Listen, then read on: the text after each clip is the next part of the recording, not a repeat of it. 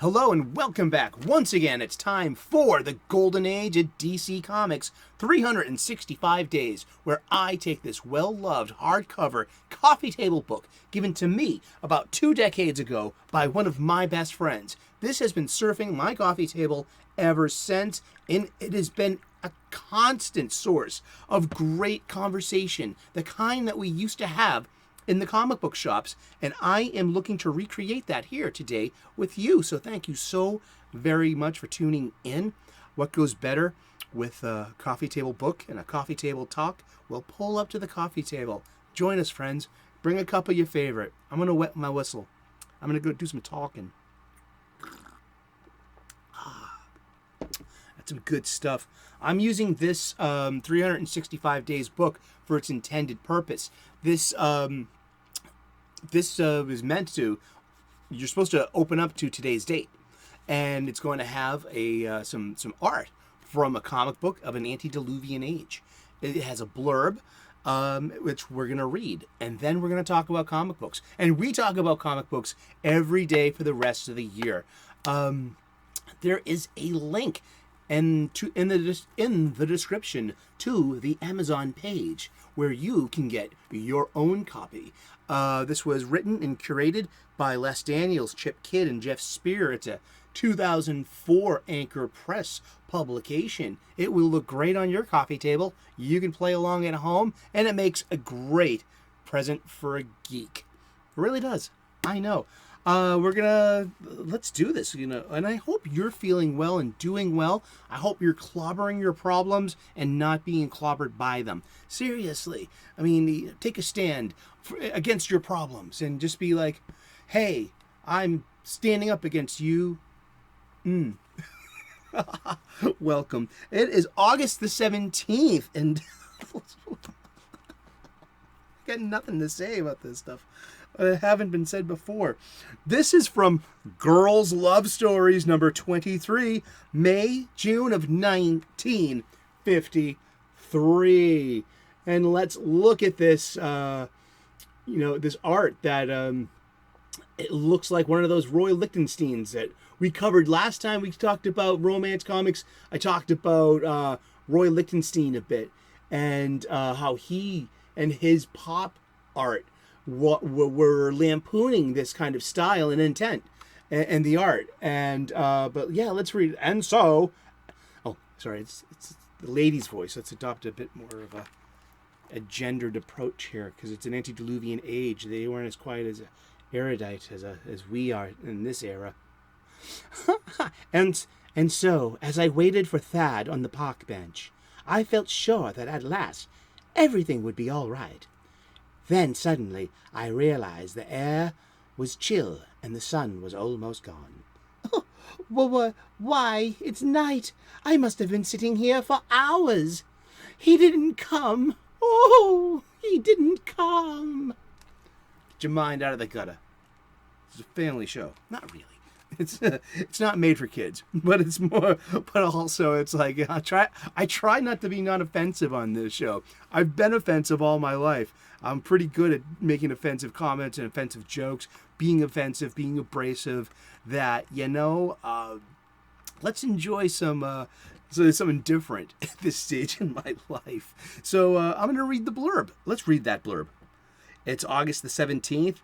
The pathetic fallacy was poet T.S. Eliot's term for the literary device in which nature seems to reflect a character's emotional state. Here, Sue apparently finds perfect sympathy in the person of a nearby rodent, and is even able to interpret his repetitive animal noises. Love, love, love. How wise he was, for love is the answer to all the happiness and sadness that ever was. Yeah. So it's Sue. Lovelorn. She got ghosted, dude. We have the vocabulary to describe such happenstances. This kind of reminds me of a White Stripes song. It's called Little Acorns, and it's about about a squirrel and about or a broken-hearted girl and using the squirrel as a metaphor for what she should do. Be like the squirrel girl. Be like the squirrel. Oh, oh, oh. Yeah, it's a good song.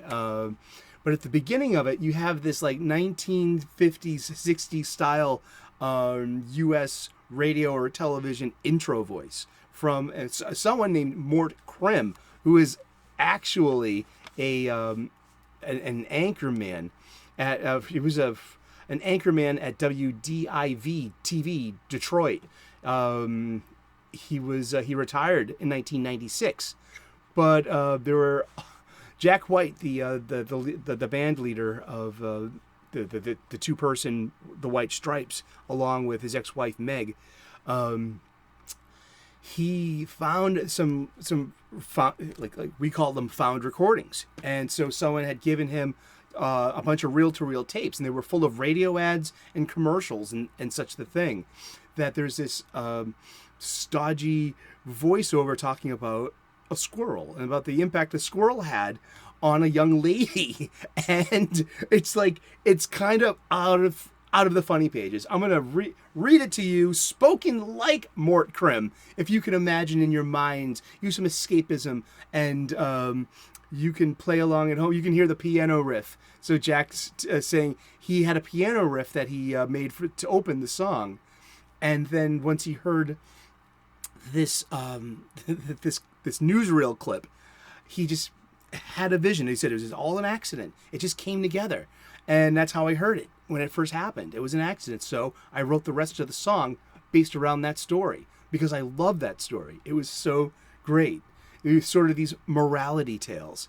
He had some radio show where he does these morality tales or whatever, and it was great.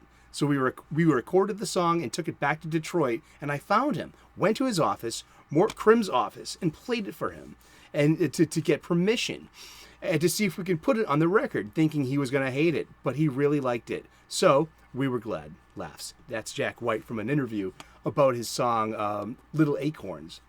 When problems overwhelm us and sadness smothers us, where do we find the will and the courage to continue? Well, the answer may come in the caring voice of a friend, a chance encounter with a book, or from a personal faith. For Janet, help came from her faith, but it also came from a squirrel. Shortly after her divorce, Janet lost her father, then she lost her job. She had mounting money problems, but Janet not only survived, she worked her way out of despondency, and now she says, life is good again. How could this happen? She told me that late one autumn day, when she was at her lowest, she watched a squirrel storing up nuts for the winter.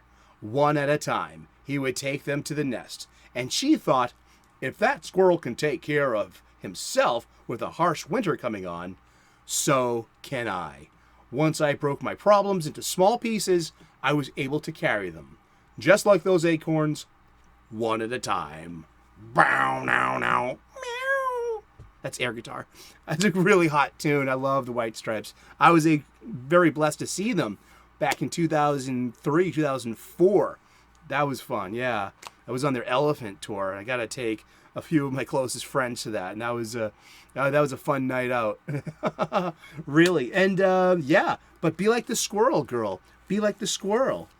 Oh, oh, oh, oh, oh.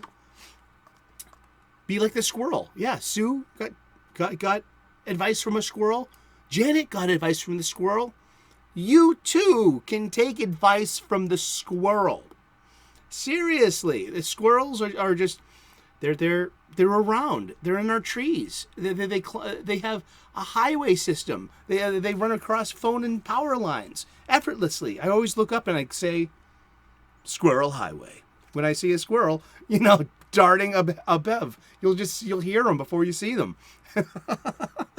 But yeah, we've been talking about comic books, and we're going to talk about comic books every day for the rest of the year. So tune in tomorrow, 3 p.m. U.S. Eastern, and we'll find out who we're talking about when we turn the page tomorrow. Please like and subscribe. I would love to earn your subscription. We make great content here, make daily content here. We talk about comic books. I talk about cooking. I'm a professional chef. I'm also known as the Sultan of Soup. I've earned that title. I'm a spiritual guy. I talk a lot about spirituality and gratitude lists, and how it can really give your life purpose, and it can really reshape your destination. You know what I mean? It matters a lot, and I hope I can share that with you. And also, I'm going to point out planets in the pre-dawn sky. It's called Naked Eye Sky, and I will literally point out, hey, that's the planet Mars. Ain't that cool? I think it's cool. Thank you so much for tuning in. God bless. Namaste. Good luck. And we will see you again tomorrow in those funny pages. Thank you so very much for tuning in. Cheers. Bye-bye.